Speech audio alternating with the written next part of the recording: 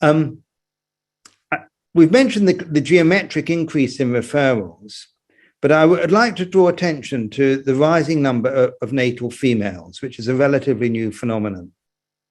It must, I think, be clear that such a rapid escalation of cases, the increase in natal females, the sudden appearance of so-called rapid onset gender dysphoria, cannot be explained by individual factors alone. Nor is it likely to be caused by a large number of individuals feeling at last free to come out in this new liberal atmosphere. It must be derived from sociocultural forces that are as yet poorly understood or even investigated, although we're going to hear from Lisa shortly. It is therefore regrettable that treatment for children and adolescents that has been increasing exponentially without inquiry is being treated without inquiry into this broader determining sociocultural context, where we have no real knowledge of the consequences and no adequate follow-up data.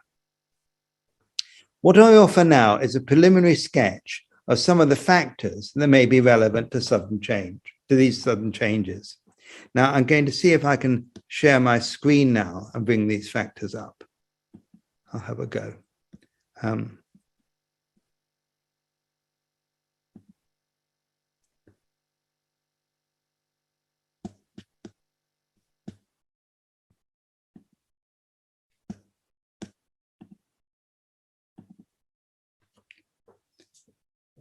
I just leave that up for a moment for you to see, and then I'll take it down again because I'm going to go through them. But those are some of the factors, if you like, a kind of perfect storm.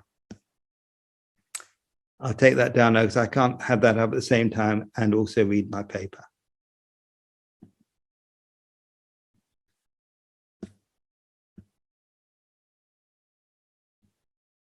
So I'll stop share. Okay, so first of all, the ever-increasing penetration of the market form into all aspects of life reaches deeply into the psychology of the person, where identity becomes reformulated. Identity comes to manifest features of the commodity form. It moves from being something that one lives with or struggles with over time to a more transient structure, which, somewhat like a commodity, is exchangeable. Commodity exchange, because of its extraordinary rapidity, supports the illusion of instantaneous transformation. It should be clear here that I do not mean that a trans person just chooses a new identity without painful struggle, of course not, but only that this underlying sociocultural change acts as a tendential force influencing the way we all think. This transformation is increasingly expressed in the relation between doctors and patients, which degenerates, as I've mentioned above, into its perverse form, a celebration of customerhood, misunderstood as democratization. The distinction between need and wish here evaporates.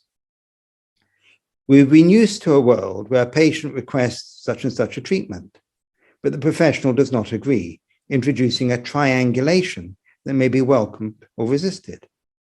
However, powerful social forces misrepresent this triangulation as only representing a kind of patriarchal power play. And where this is successful, externality collapses. An analytic patient of mine who mixed in circles, a young man who mixed in circles who didn't know much about psychotherapy or psychoanalysis. One of his friends asked him what psychoanalysis was. And he said, and I was very touched by this, it's like having someone on your side, but not someone siding with you. That's an entirely different matter. And maybe that's an answer to one of the things that came up in the chat about kindness. Siding with someone is not an act of kindness. An act of kindness is to be able to hold a neutral position, a sympathetic position, and maintain that neutrality, which is costly and difficult, but it's an act of kindness. Another major factor was overburdened child mental health services in the UK who cannot cope with the combination of increased demand and cutting of resources, are stretched to breaking point. Faced with children suffering complex serious disorders, it is understandable that any mention of gender problems can quickly result in a referral to specialist gender services. And in the process, the other disorders are now filtered through the prism of gender, and they can be left completely unaddressed.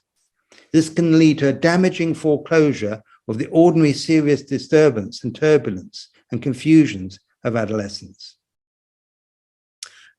Another change which is perhaps important is transformation in political life, so that identity politics has moved much more into the center. This movement, which certainly starts off life as liberal and emancipatory, can sometimes go through twists and turns and then comes to manifest the very characteristics it sought to challenge. It becomes fixed, narrow, all determining, all critical engagement recast as an enemy to be silenced. Then there's the increasing recourse to medical and surgical intervention. In particularly is true whole loads of stuff online about particularly girls having various surgical interventions to convert their bodies into a kind of sex stereotype. So this increasing medical and surgical intervention enacts a breakdown in the boundary between bodily self and technology. Lastly, I think that in our current conjuncture, we are witnessing a growing misogyny. What I have in mind here is this: since the Second World War, up until the late 70s, a strong femininity was expressed, at least in the UK, by the increasing theorization and respect for maternal caring. And in the UK situation, the creation of the welfare state maintained a certain social dominance. However, that version of strong caring has been represented in its perverse form, nanny state, a contemptuous attack on femininity. This is both expressed and reinforced by ideological forms that promote the delusion of autonomous man seeking only to service his own needs, enacting a hatred of all forms of dependence.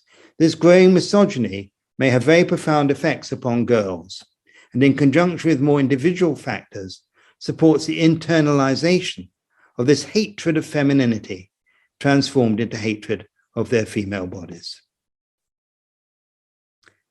And then lastly, the internet and social media, which Lisa Lippman has discussed a lot. So I don't think I'll mention that because I think that's already well described.